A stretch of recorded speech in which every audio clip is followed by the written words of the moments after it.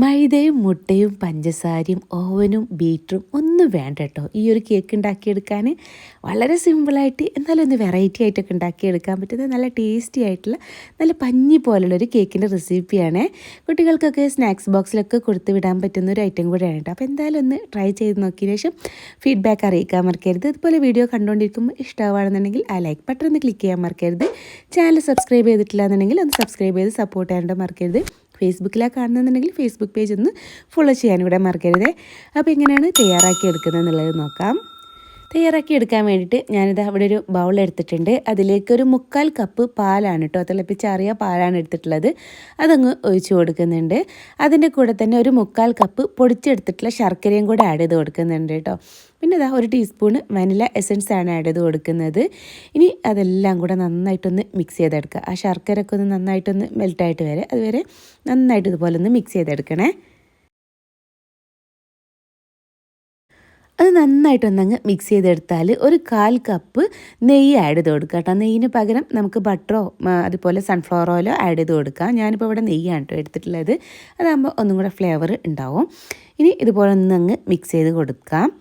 എന്നിട്ട് നമുക്കിതൊരു സൈഡിലോട്ട് അങ്ങ് മാറ്റി വെക്കാം കേട്ടോ. ഇനി ഇതിലേക്കുള്ള ഡ്രൈ ഇൻഗ്രീഡിയൻസ് ഒന്ന് നമുക്ക് വേറൊരു ബൗളിലൊന്ന് മിക്സ് ചെയ്തെടുക്കാം. അപ്പോൾ അരിപ്പയിൽ കൂടെ ഒന്ന് മിക്സ് ചെയ്തെടുക്കുമ്പോൾ നന്നായിട്ടൊന്ന് അങ്ങ് മിക്സ് ആയിട്ട് കിട്ടും. അതുകൊണ്ട് അരിപ്പ എടുത്തിട്ടുള്ളത്. അപ്പോൾ 1 കപ്പ് ഗോതമ്പൊടി എടുത്തിട്ടുണ്ട്. 3 ടേബിൾ സ്പൂണ് കൊക്കോ പൗഡറാണ് ആഡ് ചെയ്ത് കൊടുത്തിട്ടുള്ളത്. അതുപോലെ 1 ടീസ്പൂണ് ബേക്കിംഗ് പൗഡറും 1/4 ടീസ്പൂണ് ബേക്കിംഗ് സോഡയും കൂടെ ആഡ് ചെയ്ത് കൊടുത്തിട്ടുണ്ട്. ഇനി നന്നായിട്ട് ഇതുപോലെ ഒന്നങ്ങ് മിക്സ് ചെയ്തെടുക്കാം. പെട്ടെന്ന് തന്നെ അങ്ങ് അരിഞ്ഞ് അതിങ്ങനെ താഴേക്ക് നമുക്ക് മിക്സ് ആക്കിയിട്ട് അങ്ങ് അരിച്ചെടുക്കാം കേട്ടോ.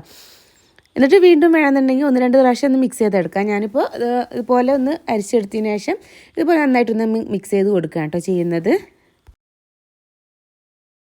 ഇനി അടുത്തതായിട്ട് ചെയ്തെടുക്കുന്നത് നമ്മൾ മിക്സ് ചെയ്ത് വെച്ചിട്ടുള്ള ഒരു പാലിൻ്റെ മിക്സിലേക്ക് കുറേശ്ശെ ഇതുപോലെ അങ്ങ് ആഡ് ചെയ്ത് കൊടുക്കുക കേട്ടോ. എന്നിട്ട് നന്നായിട്ടൊന്നങ്ങ് മിക്സ് ചെയ്ത് കൊടുക്കുക. ഞാനിവിടെ ഒരു വിസ്ക് യൂസ് ചെയ്തിട്ട് തന്നെ കേട്ടോ മിക്സ് ചെയ്തെടുക്കുന്നത്. ഇതുപോലെ അങ്ങ് മിക്സ് ചെയ്തെടുത്താൽ മതി. കുറേശ്ശെ ആഡ് ചെയ്ത് കൊടുക്കുകയാണെങ്കിൽ നമുക്ക് പെട്ടെന്ന് തന്നെ അങ്ങ് മിക്സ് ആയിട്ട് കിട്ടും കേട്ടോ. അപ്പോൾ ഇതുപോലെ നന്നായിട്ട് മിക്സ് ചെയ്തെടുത്തിട്ടുണ്ട് അല്ലേ, ഇതുപോലെ മിക്സ് ചെയ്തെടുത്തിട്ടുണ്ട്. ഇനി നമ്മൾ അടുത്തതായിട്ട് ഇതെങ്ങനെയാണ് ചുട്ടെടുക്കുന്നത് എന്നുള്ളത് നോക്കാം.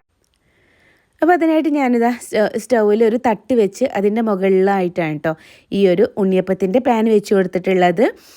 എന്താ വെച്ചാൽ ചൂട് കൂടുതലാവാണ്ടിരിക്കാൻ വേണ്ടിയിട്ടാണ്. അപ്പോൾ നന്നായിട്ടൊന്ന് ചൂടാക്കിയെടുത്ത് ഫ്ലെയിം ഒന്ന് സിമ്മിലോട്ട് മാറ്റി വെച്ചിട്ടുണ്ട്. ഇനി ഓരോ കുഴിയിലേക്കും നമുക്കിതുപോലെ ഓരോ സ്പൂണായിട്ട് ഇതുപോലെ അങ്ങ് വെച്ച് കൊടുക്കുക കേട്ടോ. നിറയെ അങ്ങ് വെച്ച് കൊടുക്കേണ്ട, നമുക്കൊന്ന് പൊങ്ങി വരാനും കൂടെ ഗ്യാപ്പ് വിട്ടിട്ട് വേണം കേട്ടോ നമ്മളിതിലേക്ക് ഈ ഒരു ബാറ്റർ വെച്ച് കൊടുക്കാൻ. ഇതുപോലെ സ്ക്വയർ എന്തെങ്കിലും യൂസ് ചെയ്തിട്ട് ജസ്റ്റ് മുകൾ ഭാഗം ഒന്ന് വേണമെന്നുണ്ടെങ്കിൽ ഒന്ന് സ്പ്രെഡ് ചെയ്ത് കൊടുക്കുക കേട്ടോ. ജസ്റ്റ് ഒന്ന് എല്ലാ ഭാഗത്തൊന്ന് ഷേപ്പ് കറക്റ്റായിട്ട് കിട്ടാൻ വേണ്ടിയിട്ട്. ഒട്ടും നിർബന്ധമൊന്നുമില്ല, അത് തന്നെ ശരിക്ക് ഷേപ്പായിട്ട് വരും കേട്ടോ. നല്ലതുപോലെ ഒന്ന് മുകൾ ഭാഗം ഒന്ന് ഞാൻ ഷേപ്പാക്കി കൊടുക്കുന്നുണ്ട്. ഇനി നമുക്കിത് അടച്ച് വെച്ചിട്ട് ഒരു 15 മിനിറ്റ് ഫ്ലെയിം സിമ്മിലാക്കിയിട്ട് വെച്ചാൽ മതി കേട്ടോ. അപ്പോഴേക്ക് നന്നായിട്ട് ഇത് പൊങ്ങിയിട്ട് കിട്ടുക. അപ്പോൾ ഒരു 15 മിനിറ്റ് ആയപ്പോഴേക്കും കണ്ടില്ല നന്നായിട്ട് പൊങ്ങി വന്നിട്ടുണ്ട്. ജസ്റ്റ് മുകൾ ഭാഗം ഒന്ന് ടച്ച് ചെയ്ത് നോക്കിയാൽ തന്നെ നമുക്ക് അതിൻ്റെ കുക്കായിട്ട് വന്നിട്ടുണ്ടോ എന്നുള്ള അറിയാം. നന്നായിട്ട് കുക്കായിട്ട് കിട്ടിയിട്ടുണ്ട്. എന്നാലും വേണമെന്നുണ്ടെങ്കിൽ ഇതുപോലെ ഒരു സ്ക്വയറോ അല്ലാന്നുണ്ടെങ്കിൽ ടൂത്ത് പിക്ക് എന്നാൽ യൂസ് ചെയ്തിട്ടൊന്ന് ഡിപ്പ് ചെയ്ത് നോക്കിയാൽ മതി കേട്ടോ. അപ്പോൾ കണ്ടില്ല ഇതിലൊന്നും സ്റ്റിക്കായിട്ടൊന്നും വന്നിട്ടില്ല. അപ്പോൾ നല്ല കറക്റ്റ് കുക്കായിട്ട് തന്നെ കിട്ടിയിട്ടുണ്ട്. ഇനി നമുക്ക് കൈ വെച്ചിട്ട് ഇതുപോലെ അങ്ങ് അടർത്തിയാൽ പെട്ടെന്ന് തന്നെ അങ്ങ് പോരും കേട്ടോ. കണ്ടില്ലേ ഇതുപോലെ കിട്ടിയിട്ടുണ്ട്. നല്ല കറക്റ്റായിട്ട് കുക്കായിട്ട് കിട്ടിയിട്ടുണ്ട്. ഇനി ഓരോന്ന് ഇതുപോലെ അങ്ങ് മാറ്റി വെക്കാം. അപ്പോൾ നമ്മുടെ ടേസ്റ്റി ആയിട്ടുള്ള കേക്ക് ഇവിടെ റെഡി ആയിട്ട് വന്നിട്ടുണ്ട്. കുട്ടികൾക്കൊക്കെ ഇതുപോലെ ഉണ്ടാക്കി കൊടുക്കുകയാണെങ്കിൽ ഒത്തിരി ഇഷ്ടമാകും കേട്ടോ. അപ്പോൾ എന്തായാലും എല്ലാം ഇതുപോലെ ഒന്ന് ട്രൈ ചെയ്ത് നോക്കണേ. ട്രൈ ചെയ്ത് നോക്കിയതിന് ശേഷം ഫീഡ്ബാക്കും കൂടെ അറിയിക്കാൻ മറക്കരുത്. അപ്പോൾ ഇൻഷാല്ലാ ഇനി മറ്റൊരു വീഡിയോ ആയിട്ട് വരുന്നവരേക്കും ബായ്. Thank you. അസ്സലാമു അലൈക്കും.